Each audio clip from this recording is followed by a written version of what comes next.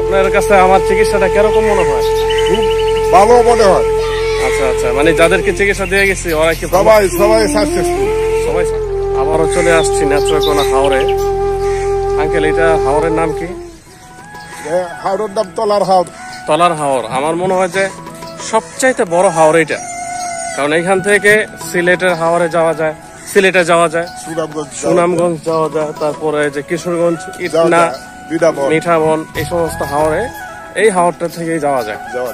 আমরা ঘুরতে আসছি সারাদিন চিকিৎসা দেওয়ার পরে, সন্ধ্যার আগে বিকেলবেলা ঘুরতে আসছি আঙ্কেলকে নিয়ে।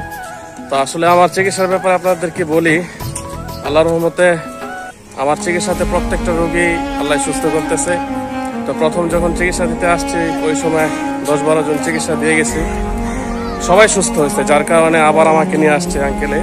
আরো অনেকে সুস্থ চিকিৎসা আজকে দিলাম, আলহামদুলিল্লাহ মোটামুটি সাকসেস সবাই। তো আঙ্কেল, এই যে আমার যে নিয়ে আসছেন আপনি, আসলে আপনার কাছে আমার চিকিৎসাটা কিরকম মনে হয়? খুব ভালো মনে হয়। আচ্ছা আচ্ছা, মানে যাদেরকে চিকিৎসা দিয়ে গেছি ওরা কি সবাই সাকসেসফুল? সবাই সাকসেস না? এই কারণে তো আমার নেক্সট টাইম আবার আপনাদের এলাকাতে, এই কারণে আবার আমাদের এলাকায় আছি।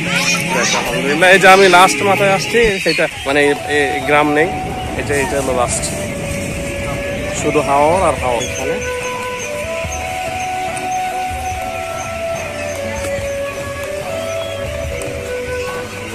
এখানে আসলে আমি 2 দিন যাবত আছি, কোনো নেটওয়ার্ক নেই, কোনো নেটওয়ার্ক নেই।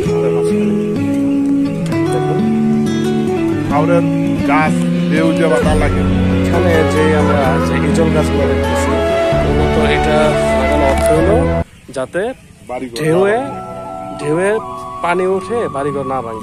ওই পাশে গ্রাম, আর এইখানে হাওরের এখানে আপনার ইজল গাছগুলো দিয়ে রাখছে যাতে ঢেউয়ে আপনার মাটি টাটি এগুলো না আসে। এটার নাম কি? ইজল গাছ। ইজল গাছ। এটাতে কোনো ফল হয় না? না, ফল হয় না। এটা লাগানোর উদ্দেশ্য থাকে, উদ্দেশ্যটা হইলো যে বাড়ি যাতে না ভাঙে ঢেউয়ে, যাতে বাড়ি সাইডে না। এটার উদ্দেশ্যে ইজল গাছ লাগানো। তবে শিকড় গুলা তো অনেক পোক্ত, অনেক মজবুত, এই কারণে মাটিটা আটকে রাখতে পারে। শিকড় আছে কি? শিকড় আছে। ওইখানে কি আঙ্কেল? ওই যে ওইটা না না, ওই যে ওইটা, হ্যাঁ, এটা এখন তো বর্ষাকাল, লাস্ট সময়, সুদিনের সময় মনে হয় যে মানে গাড়ি যাওয়ার মতনও ব্যবস্থা আছে। আচ্ছা আচ্ছা। না আসলে এখানে আসলে প্রকৃতির উপভোগ করলে মনটা ভালো থাকে, মনটা ফ্রেশ হয়ে যায়। অনেক বড় হাওর, এটাই মনে হয় যে নেত্রকোনার মদন থানার সবচাইতে বড় হাওর, এবং এই হাওরের লাস্ট তলার হাওর, লাস্ট মাথায় আমি আছি। এইবার এটাই মনে হয় যে লাস্ট সীমানা, তারপরে শুধু হাওর আর হাওর, শুধু হাওর আর হাওর। চতুর্দিকে 2 চোখে যা দেখবেন, কোনো বাড়ি ঘরের কোনো চিহ্ন নাই, শুধু হাওর।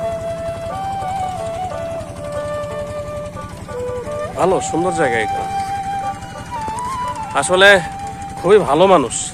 একেবারে কি বলতাম, উনি একটা মহল্লার, একটা গ্রামের মাতবর বলে না, এরকম মোটামুটি গ্রামের একটা সুনামধন্য একটা মানুষ, যাকে সবাই সম্মান করে।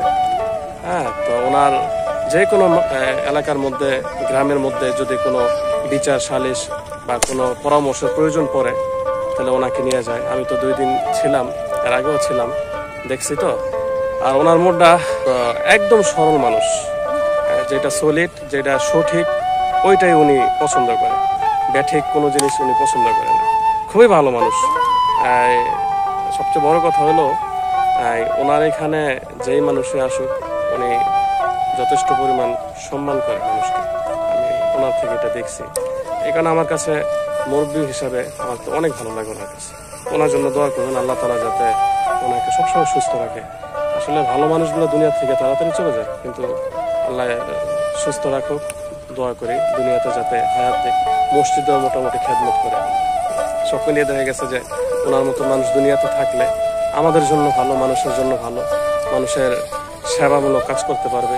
এটার জন্য সবাই দোয়া করবেন যাতে আল্লাহ তাআলা ওনাকে সুস্থ প্রদান করে দেয়। আলহামদুলিল্লাহ। আঙ্কেল, আমি যে আসছি আপনাদের এখানে, সবাই তো আলহামদুলিল্লাহ খুশি, হ্যাঁ আলহামদুলিল্লাহ সবাই খুশি সবাই। আমাকে নিয়ে সবাই আলহামদুলিল্লাহ খুশি, স্যাটিসফাই, সবাই খুশি এলাকা।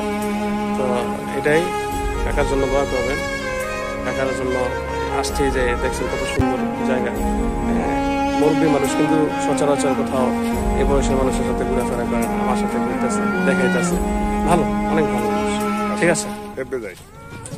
কোথা থেকে ছেড়ে এলো, যেতে হবে কত দূর, কোনখানে তার শেষ ঠিকানা, কোনখানে